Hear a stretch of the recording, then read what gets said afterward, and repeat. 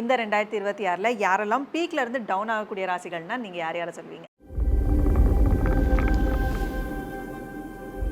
பீக்கில் இருந்து down okay ஆக போகும் ராசிகள். சரிங்க, நான் நல்லா பீக்கில் இருந்தேன், பெரிய ரவுண்ட்ஸில் இருந்தேன், நிறைய நாடுகள் சுற்றிக்கிட்டு இருந்தேன், அங்கே இருந்தேன் இங்கே இருந்தேன் அப்படிங்கிற மாதிரி பில்டப் பண்ணிக்கிட்டு இருந்தாலும் இப்போ கொஞ்சம் நம்ம அடக்கி வாசிக்கணும் அப்படிங்கிறது மேசம்ங்க.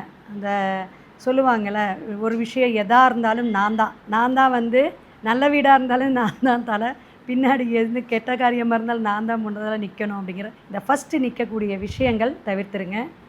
பஞ்சாயத்து பண்ணுறேன்னு ரொம்ப விலைக்கு வாங்கிக்காதீங்க. சில விஷயங்கள் வாயை விட்டு நம்மளே நல்ல விஷயம் செய்கிறோன்ட்டு அது சொதப்பிடக்கூடாது. அதனால் மேஷம் எதுலேனா பணம் விஷயத்தில் சிக்கனம் தேவை, வார்த்தைகளில் சிக்கனம் தேவை, குடும்பத்தில் தேவையில்லாத குழப்பத்தை உண்டு பண்ணாமல் இருக்கணும். அப்போ வீட்டில் இருந்தாலும் அமைதியாக இருக்கணும். முக்கால்வாசி மெடிடேஷன் பண்ணிட்டீங்கன்னா நல்லது. வியாழக்கிழமை மௌன விரதம் கூட இருக்கலாம். அடுத்தபடியாக பார்த்திங்கன்னா சிம்மம்.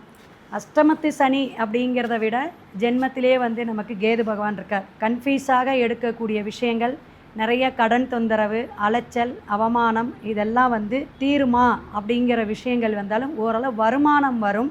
வருமானம் வந்தால் அது உங்ககிட்ட என்னென்ன பிரச்சனைகள் இருக்கோ அந்த பிரச்சனைகளை மட்டும் அமைதியாக இருந்து தீர்த்து வச்சுக்கோங்க.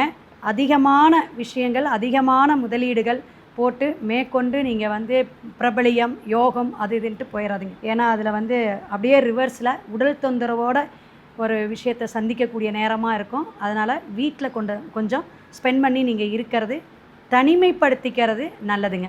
அடுத்து பார்த்திங்கன்னா கன்னிங்க. கன்னிக்கு உங்களுக்கு சமசப்தமாக சனி பகவான் பார்த்துட்ருக்கார். அதனால் உங்களுடைய தொழில் விஷயங்கள், அதே போல் கடன், கோர்ட்டு, வம்பு, கேஸ் இந்த மாதிரி விஷயத்தில் ஏதாவது ஒரு அவமானத்தை கொண்டு வந்திருக்கோம், அல்லது கஷ்டப்பட்டுருப்பீங்க. வெளியே சொல்ல முடியாத உங்களுக்கு கஷ்டங்கள் இருக்கும். அதெல்லாம் நீங்கள் சரி பண்ணிக்கணும் அப்படின்னா நிறைய விஷயங்கள் தானம் தர்மம் பண்ணுறது, இந்த ஊனமுற்றோர்களுக்கு ஏதாவது பணிவிடை செய்கிறது, தர்ம சிந்தனையோட அமைதி காத்து வீட்டில் இருக்கிறவங்கக்கிட்ட பணிவாக நீங்கள் நடந்துக்குங்க. ரொம்ப ரொம்ப சிறப்பாக இருக்கும் 2026. அடுத்தது கும்பம். ஜென்மத்திலேயே ராகு பகவான் இருக்கனால அலைச்சல், உடல் உளைச்சல், நிறைய பிரச்சனைகளை சந்திக்கக்கூடிய அமைப்பு உண்டுங்க. அதெல்லாம் இருந்தாலும் 2ஆம் இடத்துல சனி பகவான். அப்போ வாக்கில் கவனம் தேவை. அது இந்த பொதுப்படையாக இருக்கக்கூடிய இடத்துல, மக்கள் இருக்கக்கூடிய இடத்துல, நீங்கள் எந்த துறை சார்ந்து இருந்தாலும் சரி, அங்கே உங்களுடைய பேச்சில் கவனம் தேவை. தடுமாற்றமாக இருக்கும், பதற்றமெல்லாம் இருக்கும். அதெல்லாம் நீங்கள் அந்த மனம் அப்படிங்கிற விஷயங்கள் பாதிக்கக்கூடிய அமைப்பை கொடுக்கும். வீட்டில் இருக்கும் பொழுது நீங்கள் தியானம் பண்ணுங்கள். அப்படி இல்லைன்னா கோளறு திருப்பதிகம் சனிக்கிழமை தோறும் நீங்கள் கேட்டுகிட்டே வாங்க, கொஞ்சம் பீஸ்ஃபுல்லாக இருக்கும்.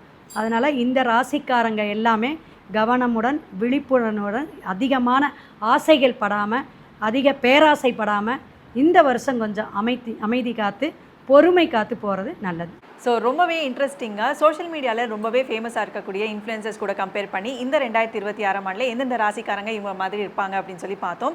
ஸோ தொடர்ந்து நம்ம சேனலில் சுவாரஸ்யமாக நிறைய விஷயங்கள் வரப்போகுது. ஸோ அதெல்லாம் பார்க்க நம்ம அஸ்ட்ரோ தமிழா சேனலை ஃபாலோ பண்ணிக்கோங்க.